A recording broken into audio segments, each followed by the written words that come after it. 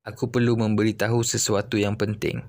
Untuk memastikan Chelsea terus wujud musim depan, kita perlu dapatkan slot Liga Juara-Juara. Atau bahasa mudahnya, jika kita gagal kalahkan Liverpool, Chelsea gulung tikar.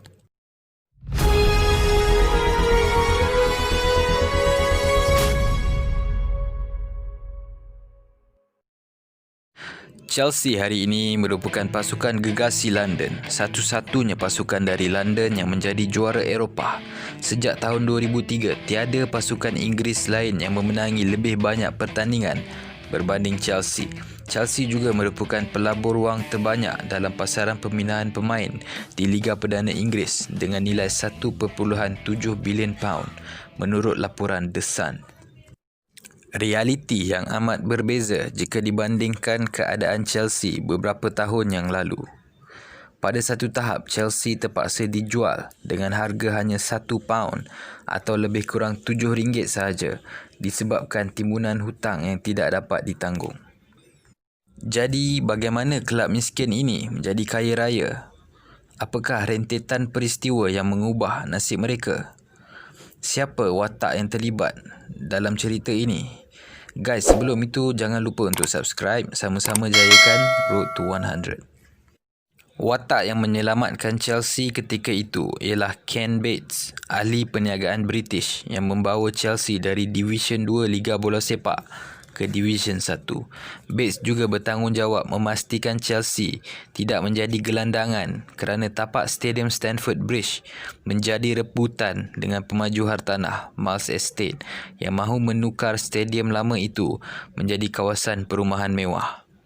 Usaha Bates menyelamat dan menukar stadium lama kepada sebuah stadium moden all-seater dilengkapi dengan fasiliti seperti hotel, spa dan banyak lagi menyelamatkan identiti kelab itu.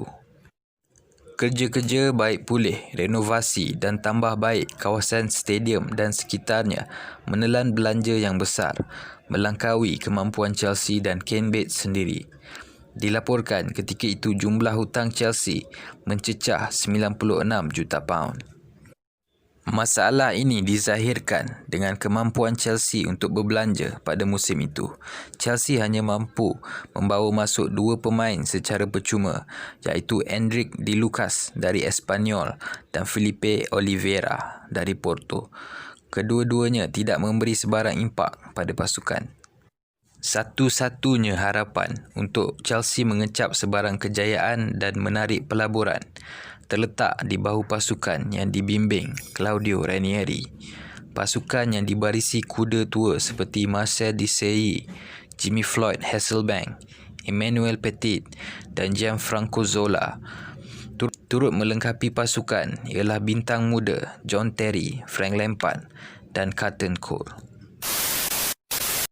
Media di England gempar dengan ura-ura seorang billionaire misteri bercadang untuk memiliki secara mutlak sebuah kelab di England.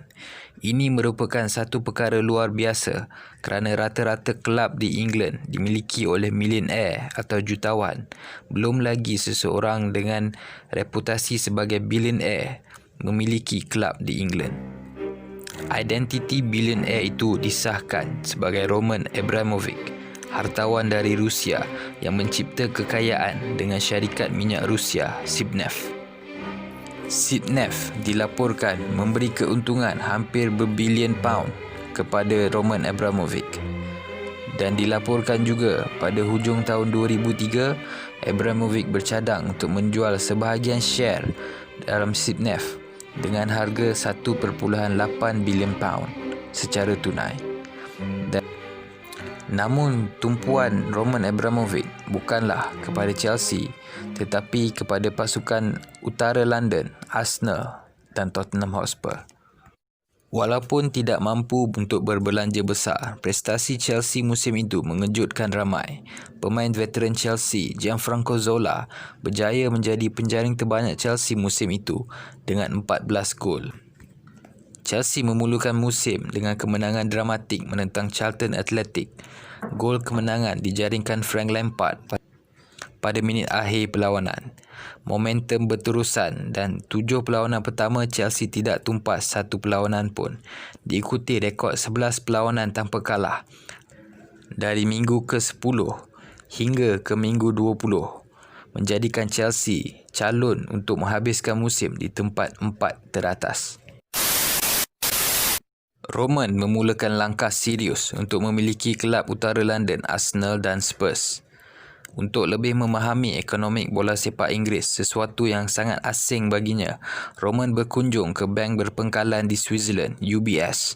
Berdasarkan buku The Club yang ditulis oleh 2 orang penulis jurnal Wall Street, jawapan yang diterima Roman ialah Arsenal bukan untuk dijual.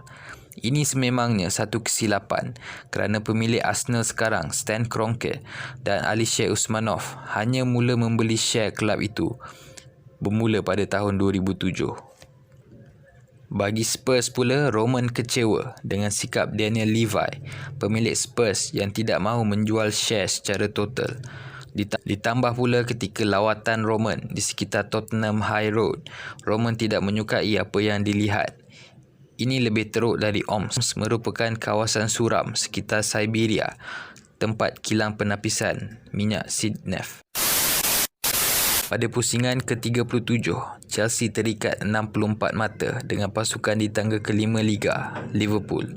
Lebih menebarkan buat Chelsea, mereka akan bertemu sesama sendiri di perlawanan terakhir Liga dan pasukan yang menang perlawanan ini bakal memenangi slot terakhir ke Liga Juara-Juara dan juga hadiah penyertaan 20 juta pound.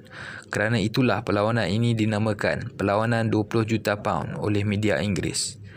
Rekod pertemuan di awal musim menyebelahi Liverpool dengan kemenangan 1-0 di Anfield hasil jaringan Michael Owen.